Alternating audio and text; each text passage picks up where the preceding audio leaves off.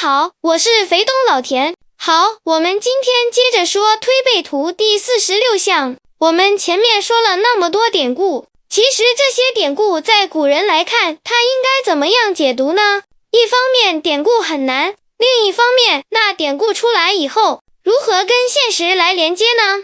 那我来说一个，我们就单看46项。46项它本身讲的是中共第三王朝，说的就是老大的这个事情，它本身就是北朝3篇的最后一项，也是两朝6篇最后一项。那在整个两朝篇来看，从此项开始41项至46项，很快就要全部结束了。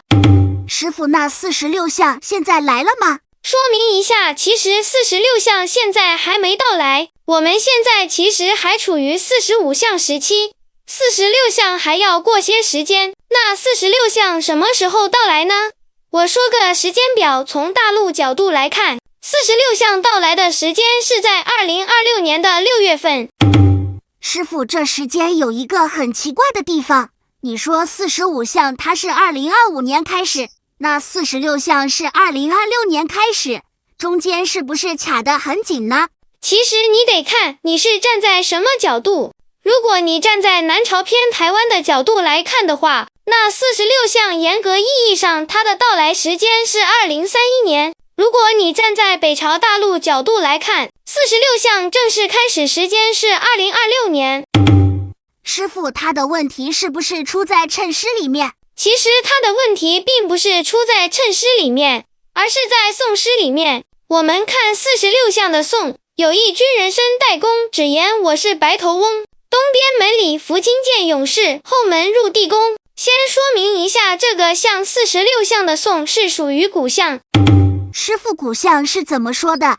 在清中晚期，此项的宋诗就已经出现了。那既然金版推背这个老东西把宋诗放在46项，那么它是有一定的原因的。在这里面有一个非常重要的人物就出现了，而这个人物是可以透露的，大家也不用太激动。师傅，那金版推背里的这个人物是谁呢？从金版来看，这人就是习近平现任妻子彭丽媛。补充下，在清中晚期版本中，此项说的是叶剑英。那为何有不同呢？那是因为此项之后引出的东海篇中出场人物不同导致的。关于金版46项，也就是代公项的内容，在我之前的视频中已经说过了，所以关于此项的版本比对就不细说了。我们接着说46项，在这里我特地郑重声明一下，你们不要小看彭丽媛是个女性，她在习近平的执政生涯中扮演的角色是非常非常的重要的。我们之前的讲解中，我们知道46项它本身是讲是中共第三王朝是从巅峰逐渐走向没落的这么一个过程。那在这个过程中，它又不可避免地提到了最终的结果是什么呢？答案是迁都。师傅，那迁都这个主意是谁出的呢？这其实和彭丽媛有很大的关系。在习近平在上台以后，他一直在思考一个问题，目前这个国都北京市的确不能长时间久待下去了。一方面它是环境污染，还有它地下水资源，还有等等，以及还有一系列的政治原因。所以其实习近平在上台之初已经想好迁都了。那这个主意是谁出的，或谁受影响呢？答案是彭丽媛。如果我们按照46项宋诗来看的话，彭丽媛是其中最大推手。师傅，可是奇怪啊，这里面没有说彭丽媛啊，对吧？这里没有姓彭的呀，也没有丽字，也没有媛字，这就是怎么回事呢？奇了怪了。师傅，那古人是怎么断这个人的？我们先搞明白，在整个推背图中46项中，老爷子写了谶诗以后，他为什么对于宋诗他改动不大？他也是基于这个原因。其实晚秦时期有人已经断出，有一个人在未来的中共第三王朝，他会有一个非常重要的作用，代表着整个中共第三王朝，他有个南迁的一个事件。那这个人物具有什么特质或辨识度呢？其实在宋诗中已经写出来了。师傅，那这个人是谁呢？就是彭丽媛。那为什么是彭丽媛呢？其其实就在于宋诗的第一段有一军人申代公，其实这讲的就是彭丽媛。后面至于第二段的只言我是白头翁，包括最后东边门礼服金剑勇士后门入地宫，这就不是本期内容，因为这三段里面很多人物目前还没出场，我就不能讲。但是第一段里彭丽媛的信息能说，因为她已经出现了。师傅，那为什么是彭丽媛而不是张幼霞呢？因为这段和张姓没关系，一点关系都没有。我现在揭秘，首先我们看有一军人申代公，如果按照古人这种断字派的看法来看的话，他这个字是被拆开的，这个很多人是知道的。于是很多人就一想说，哦，他应该姓张，或名字有公或有君，不是，其实它代表是个地名，甚至可以说这段代表了不是一个人，而是一大群人。师傅，那是群什么人呢？很多看过《水浒传》的人应该知道有个男主叫宋江，那宋江是哪里人？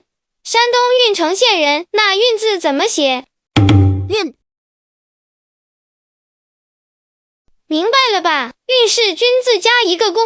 那么我们再看彭丽媛生平，彭丽媛出身就是山东省菏泽市郓城县人，晚秦时期有术数大家已经断出，未来郓城里面将有一个人物出现，此个人对于中共第三王朝的迁都有非常大的影响，此人也代表了中共王朝由盛转衰了这么一个契机。那至于这个人是男是女，身居何职，其实当时的术数大家们真的没搞明白，因为这个人虽然在金版四六象很重要，但从整个南北朝六篇以及后面的东海篇来看也不是太重要，所以古人在这上面就下的功夫不大。但是的确古人也明白有一个郓城来的人物将会对未来的中共王朝的由盛转衰有非常大的影响。那这个人是谁？我们现在知道说的就是彭丽媛，这个答案我现在已经公布了，所以大家也不要找什么张幼霞了，什么张君强了，